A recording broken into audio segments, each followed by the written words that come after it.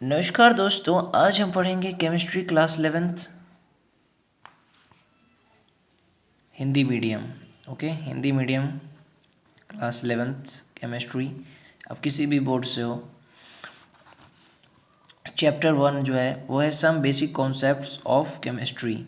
इसको चैप्टर में हिंदी में क्या है, रसायन विज्ञान की कुछ मूल अवधारणाएं। तो सबसे पहले हमें सीखना क्या होता है कि रसायन विज्ञान क्या है।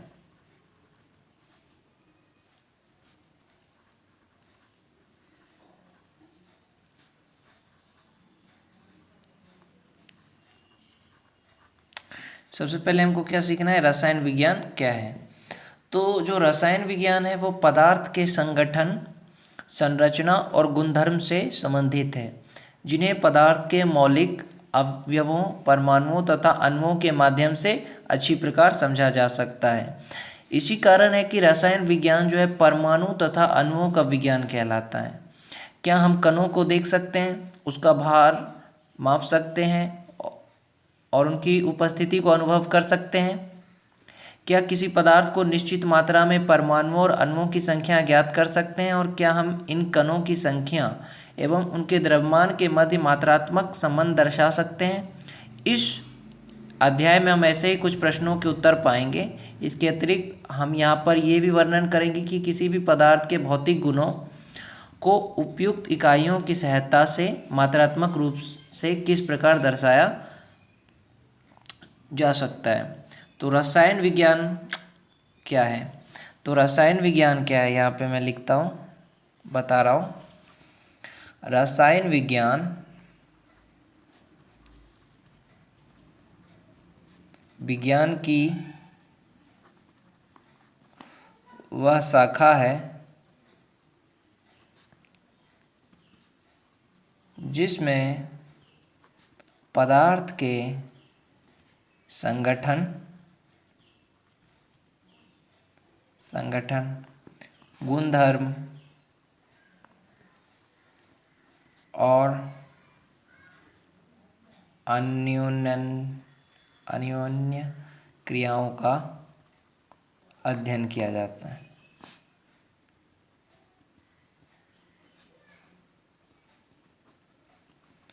यूं कहे तो रसायन विज्ञान में हम क्या करते हैं कि पदार्थ के संगठन, कि पदार्थ कैसे बना है, उसका क्या गुणधर्म है, इस चीज़ के बारे में हम रसायन विज्ञान में पढ़ते हैं। तो विज्ञान क्या है, विज्ञान क्या है कि मानव द्वारा प्रकृति को समझने और उसका वर्णन करने के लिए ज्ञान के क्रमबद्ध करने की निरंतर चेष्टा ही विज्ञान है। विज्ञान को बहुत सारे भागों में बांटा गया, जैसे रसायन विज्ञान, भौतिक विज्ञान, जीव विज्ञान, भू विज्ञान और बहुत ही ना जाने कितने।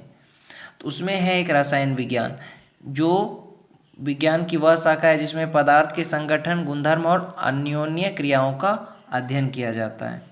रासायनिज्ञ निरंतर यह जानने के लिए उत्सुक रहते हैं कि रासायनिक रूपांतरण किस प्रकार हो रहे हैं। विज्ञान में रसायन विज्ञान की महत्वपूर्ण भूमिका है, जो प्रायः विज्ञान की अन्य शाखाओं के साथ अभिन्न रूप से जुड़ी हुई है। दैनिक जीवन में भी रसायन विज्ञान की महत्वपूर्ण भूमिका है। रसायन विज्ञान के सिद्धांतों का व्यावहारिक उपयोग मौसम विज्ञान, नाड़ी तंत्र, कंप्यूटर प्रचलन सदृश विभिन्न क्षेत्रों में होता है। राष्ट्रीय अर्थव्यवस्था में महत्वपूर्ण योगदान उर्वरकों, क्षारों, अम्लों, लवणों, रंगों, बहुलकों, दवाओं, साबुनों, अपमार्जकों, धातुओं, मिश्र धातुओं तथा अन्य कार्बनिक और अकार्बनिक रसायनों सहित नवीन सामग्री के निर्माण में लगे रासायनिक उद्योगों का है। वैसे ही कैंसर के उपचार के लिए जो औषधियाँ हैं वो सिस्प्लाटिन, टैक्सोल, एड्स से ग्रस्त रोगों के लिए एजिथ्रोदाइमेटिन, तो ये सब रसायन विज्ञान की ही देन है। अब हम सबसे पहले पढ़ेंगे द्रव्य के बारे में। ये द्रव्य क्या है, द्रव्य को कहते हैं इंग्लिश में मैटर। द्रव्य क्या है, अपनी पूर्व कक्षाओं से आप द्रव्य शब्द से परिचित है। कोई भी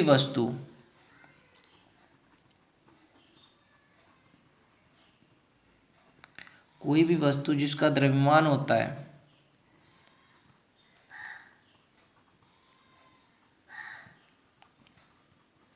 जिसका द्रव्यमान होता है और जो स्थान घेरती है,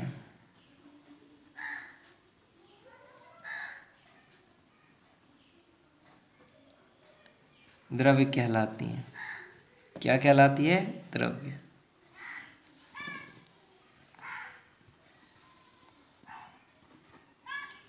कोई भी वस्तु जिसका द्रव्यमान होता है और जो स्थान घेरती है द्रव्य कहलाती है। हमारे आसपास के सभी वस्तुएं द्रव्य द्वारा बनी है, जैसे पुस्तक है, कलम है, पेंसिल है, जल है, वायु है, सभी जीव आदि द्रव्य से बने होते हैं।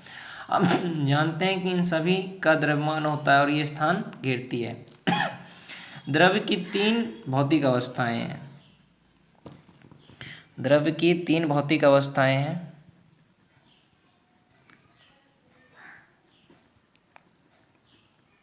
तीन भौतिक अवस्थाएं हैं। कौन कौन सी है? द्रव्य की तीन भौतिक अवस्थाएं, पहला है आपका ठोस, दूसरा है द्रव, तीसरा है गैस। ठोस जो होता है वो एक दूसरे से ऐसे होता है, जुड़ा होता है, इसको कहेंगे ठोस। इसके बारे में 12th क्लास में बहुत ही डिटेल में है। ये है ठोस। जो द्रव होता है ना, ये गिलास में पानी के अणु होते हैं, वो उतने एक दूसरे से जुड़े नहीं होते, थोड़ा दूर दूर होते हैं, थोड़ा थोड़ा, इसको द्रव कहते हैं। जो गैस होता है ना, गैस, इसमें मान लो गैस है, उसके अणु बहुत ही दूर दूर होते हैं, इसको इसलिए गैस कहते हैं। ठोस का जो है ना निश्चित आयतन और निश्चित आकार होता है।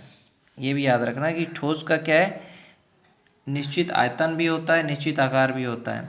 द्रव का निश्चित आयतन होता है परंतु आकार निश्चित नहीं होता, उसको जिस पात्र में रखोगे उसी का आकार ले लेगा।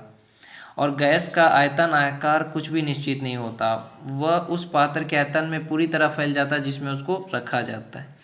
अब दो चीज है, ताप और दाब। ये दोनों कंडीशन अगर लगाया जाता है द्रव की इन तीन अवस्था में तो एक दूसरे में परिवर्तित हो जाते हैं। जैसे ठोस है, उसको मैंने गर्म किया तो क्या बन जाएगा? द्रव। द्रव को मैं गर्म करूँगा तो क्या बन जाएगा? गैस। अब गैस को ठंडा करूँगा मैं तो बन जाएगा द्रव। द्रव को मैं ठंडा करूँगा तो क्या बन जाएगा? ठोस। ठोस को गर्म करने पे वो द्रव में परिवर्तित हो जाता है, द्रव को गर्म करने पे गैस में। उसी तरह विपरीत, ठंडा करने में गैस द्रव बन जाता है, ठंडा करने में द्रव ठोस बन जाता है। अब द्रव्य जो है उसका वर्गीकरण किया जाता है। द्रव का वर्गीकरण होता है, द्रव का पहला होता है मिश्रण, दूसरा शुद्ध पदार्थ। मिश्रण में होता है समांगी मिश्रण, दूसरा विषमांगी मिश्रण। शुद्ध पदार्थ में तत्व और यौगिक। जल में चीनी का विलयन, हवा, चाय आदि सभी मिश्रण होते हैं। किसी मिश्रण में दो या अधिक पदार्थ अथवा घटक किसी भी अनुपात में उपस्थित हो सकते हैं। कोई मिश्रण समांगी या विषमांगी हो सकता है। विषमांगी मिश्रण में पूरे मिश्रण में एक समान नहीं होता है। चीनी और नमक, दाल के दोनों और गंदगी, ये क्या है? विषमांगी मिश्रण है। शुद्ध पदार्थ क्या है? तांबा, चांदी, सोना, जल, ग्लूकोज, सोडियम, हाइड्रोजन, ऑक्सीजन, तांबा, ये सब क्या है? तत्व है।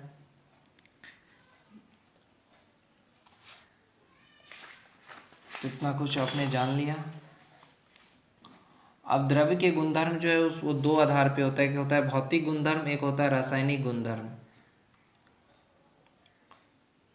अब आता है आपको भौतिक राशियां और उनके मात्रक, जो कि यहाँ पे आपको दिखाया गया बुक में।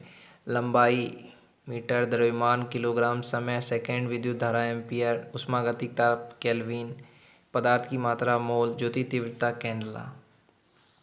यहाँ पे इन सब की परिभाषाएं दी गई है। आप चाहो तो रोक के लिख सकते हो।